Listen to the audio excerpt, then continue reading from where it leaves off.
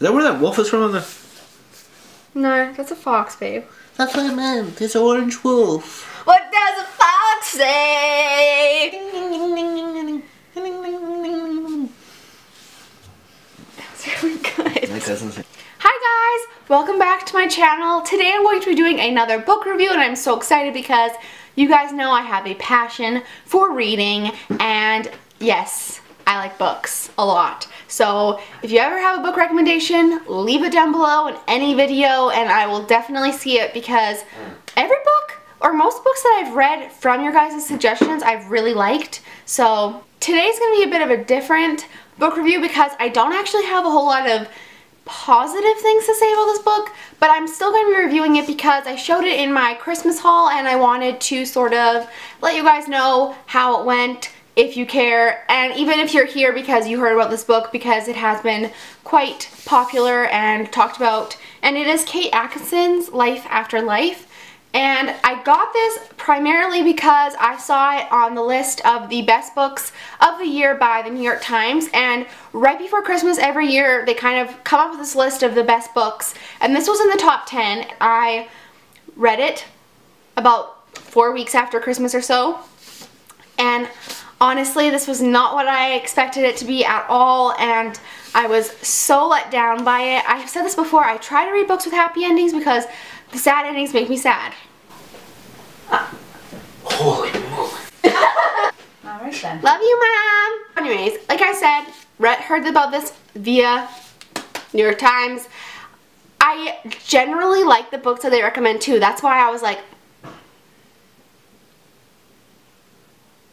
I'm gonna read you guys the little snippet right here. If you want to fast forward this and get to what I actually think of it, go ahead.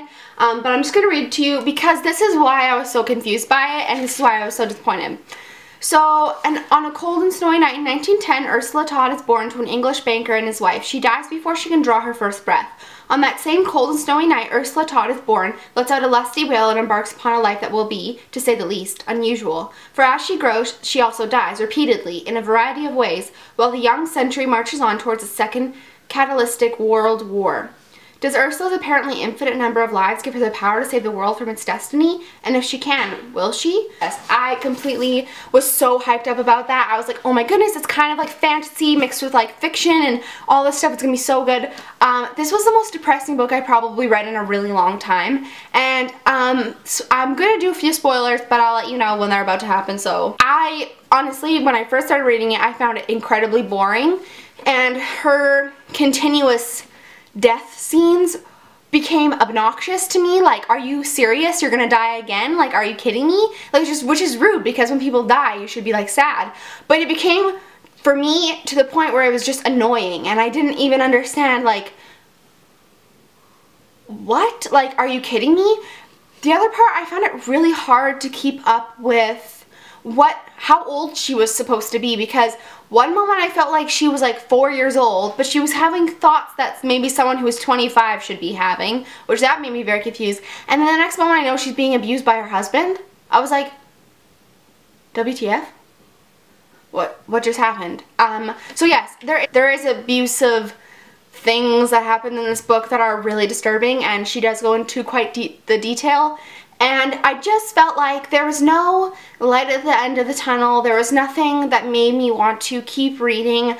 I was about 3/4 of the way through when I kind of was like, okay, I can't handle this anymore. Like when she got beat so badly by her husband that she died and then was reborn again, obviously, I was like, I can't read this anymore. This is too much for me, like emotionally. I'm in school. I'm always worrying about different things. I don't want to be worrying about a fictional character too. Like, it was just exhausting to me. So I went to the back of the book and, spoiler alert, she kills herself, and I was just like, really? Like, you're not even gonna give her a happy ending? Like, I'm sorry, call me young and naive, but I was totally expecting her to have some sort of happiness because throughout her whole life she never had any. And so to me this is definitely something I would recommend passing on unless you love sad, depressing novels, which some people do, and that's totally okay.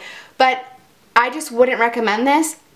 In my opinion, I don't think she did a good job writing from a young child's perspective, because a young child wouldn't be thinking these thoughts. To me, like, I don't think, when I was young, all I thought about was like pooping on the toilet, if I got to the toilet in time. Okay, that was gross. I thought about like food, obviously, that's like #1 important, and I thought about like my family and whatever. But she makes this girl think about things, and I don't know, it was just a horrible novel, honestly. I would never recommend this to anyone, but like I said, if you have read it and you liked it, I mean, tell me what you liked about it. If you haven't read this, I don't recommend it. Go check out my book review for the Rosie Project, because that was an amazing book. This, not so much. So I hope you guys enjoyed this book review. I know it's a little bit more negative than I usually do, but there are books I read that I really, really don't enjoy, and I do want to share those with you as well, because it's just realistic. If you read a lot of books, you're going to pick up something that you don't like. So anyways, I hope you guys enjoyed this video, and I will see you all very soon. Bye guys!